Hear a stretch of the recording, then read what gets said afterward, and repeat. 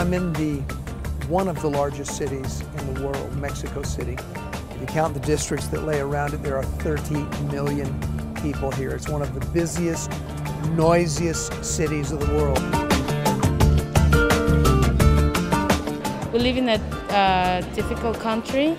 People doesn't go to church. They don't read the Bible. In Mexico, a lot of people think in religion. I think Mexico needs to get to know a living God, a practical God.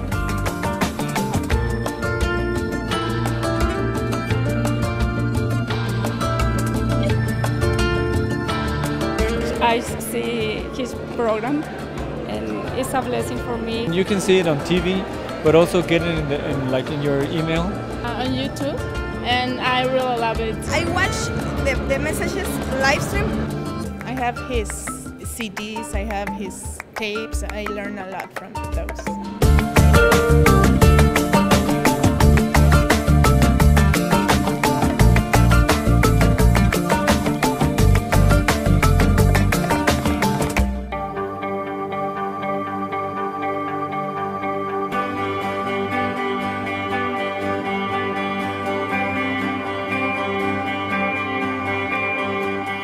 We spent some time in our office in Coyoacán that was just really significant, sort of seeing the hub where everything goes out from, where the programs are dubbed from.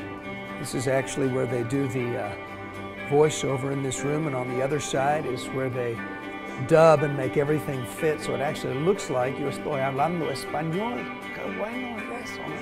I continue watching because I like how he teach people, and also because we can hear him in Spanish. I find these messages very appropriate for my age. Janet and I are in Puebla, Mexico right now. We've been having some amazing meetings. A bunch of people have been getting saved, and it's just been so encouraging to be here.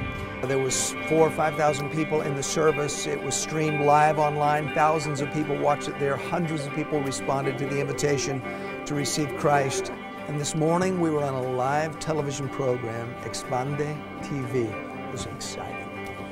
We had our own meeting in a rented hall. We had a large amount of people come forward in an invitation. It looked to be at least half the crowd came forward and gave their lives to Jesus. Just really exciting seeing the impact that the broadcast is having here in Mexico. I came from Monterrey to Mexico City in order to be here. It's a great event here in Mexico. I once tweeted something to him and he answered me.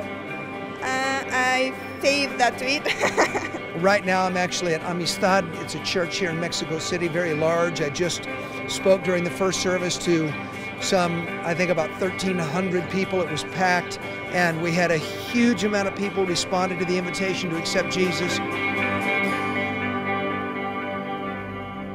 Of all the things that we talked about, the most important is spiritual life. Did you know it's possible to be a very religious person and not have a relationship with God? Jesus came to bring us into a relationship with God, to bring life to our spirit. When I hear all the promise that God has for us, that is something amazing that gives me courage to continue in life. He really changed my life. Sometimes we have darkness times, and no matter what the situation, God is always good with us, and God always loves us. Thank you. I'm very, grateful. I'm very grateful.